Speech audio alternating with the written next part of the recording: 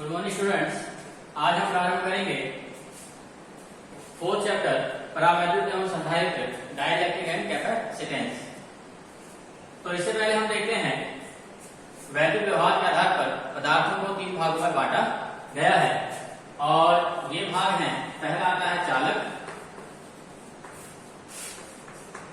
दूसरा आता है कुचालक और तीसरा आता है अर्धचालक।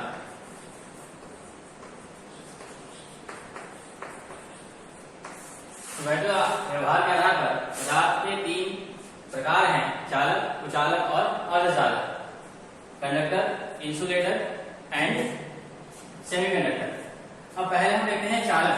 अब चालक किन्हें कहते हैं? चालक वे पदार्थ होते हैं जो वैद्युत और ऊष्मा का संचरण करते हैं। और अगर चालक को हम देखें तो चालक जो पदार्थ होते हैं उन पदार्थों के बाह्यतम कोश में मुक्त इलेक्ट्रॉन उपस्थित रहते हैं। जैसे अगर हम सोडियम को देखें, Na परमाणु क्रमांक 11 होता है 2 8 1, तो इसके बाह्यतम कोश में एक मुक्त इलेक्ट्रॉन होता है।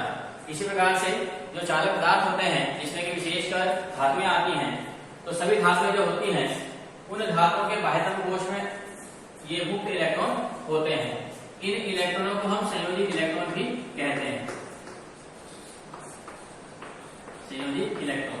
और यही इलेक्ट्रॉन इन चालकों में वैद्युत और ऊष्मा के संचरण के लिए उत्तरदायी होते हैं। यानी कि यही जो चालक होते हैं यही वैद्युत ऊर्जा का प्रवाह उस चालक में करते हैं। दूसरा आता है कुचालक। कुचालक वे पदार्थ होते हैं जो वैद्युत और ऊष्मा का संचरण नहीं करते हैं और इनमें जो बाह्यतम कोश में इलेक्ट्रॉन होते हैं वे बद्ध इलेक्ट्रॉन होते हैं, यानी कि मुक्त इलेक्ट्रॉन नहीं होते हैं, इसलिए ये चालक का कार्य नहीं करते हैं। तीसरे आते हैं अर्धचालक।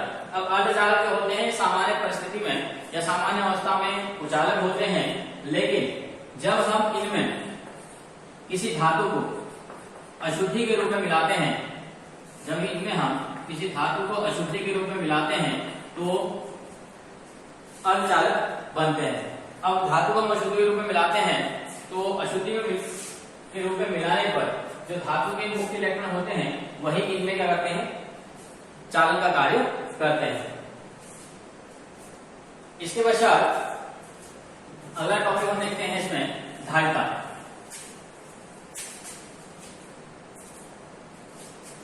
धारिता इलेक्ट्रिक कैपेसिटी। Electric capacity. अब वैद्युत धारिता होती क्या है? देखिए, पीछे हमने पढ़ा कि किसी भी आवेश के कारण किसी बिंदु उत्पन्न जो वैद्युत विभव होता है वह V बराबर 1/4πε0 Q/R होता है। अर्थात अगर सामान्य रूप में देखें तो जो पोटेंशियल है वह अनुक्रमानुपाती होता है Q के, यानी कि आवेश के। अर्थात किसी भी निकाय के अगर आवेश को बढ़ाएंगे तो आवेश को बढ़ाने से उसका विभव भी बढ़ेगा। तो धारिता जो है, वैद्युत धारिता, किसी भी निकाय की जो वैद्युत धारिता होती है वह उसके आवेश ग्रहण करने की क्षमता होती है और जितना आवेश हम उस निकाय को देते रहेंगे उतना ही उसकी धारिता बढ़ती जाएगी और विभव भी बढ़ता जाएगा। अर्थात किसी भी निकाय को दिया गया आवेश उसमें विभव में वृद्धि करता है, अर्थात Q प्रोपोर्शनल टू V के होता है। इस प्रोपोर्शन के साइन को हटाते हैं तो Q इक्वल टू, यहाँ पर एक कांस्टेंट आता है C। इस C को हम बोलते हैं चालक की वैद्युत धारिता। चालक की वैद्युत धारिता।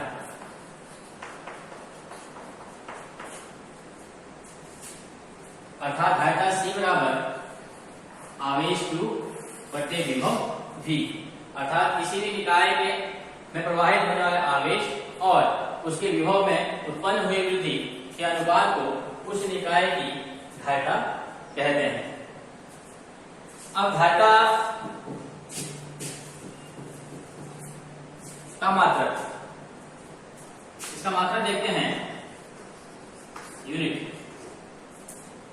अब धारिता C बराबर Q/V। Q और v हो गया विभव। तो आवेश की विमा कूलाम होती है अपॉन विभव की विमा वोल्ट। तो कूलाम पर वोल्ट इसकी विमा हो गई, या इसकी विमा होती है फैराड। कैपिटल एफ से रिप्रेजेंट करते हैं इसको, तो धारिता का मात्रक हो गया फैराड। विमा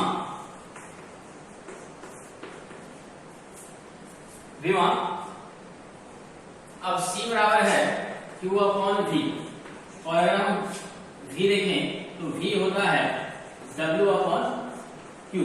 इसकी को ऊपर ले जाते हैं तो यह हो जाएगा Q स्क्वायर अपॉन W। इससे सीमा निकल जाएगी C इक्वल टू Q हो गया आवेश, आवेश की विमा 80, तो इसका स्क्वायर हो जाएगा अपॉन W कार्य यानी कि ml स्क्वायर T माइनस 2। इसको सॉल्व करेंगे तो ये जाएगा a square T square upon m l square T minus 2।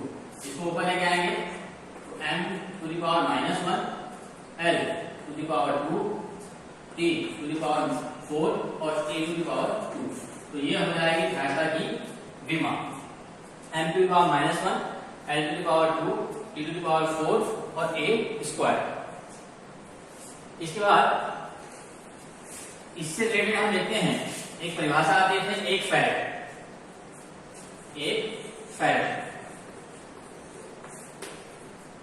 तो एक फैराड धारिता क्या हुई, देखिए किसी भी चालक के अगर हम दें तो धारिता C बराबर Q अपॉन V।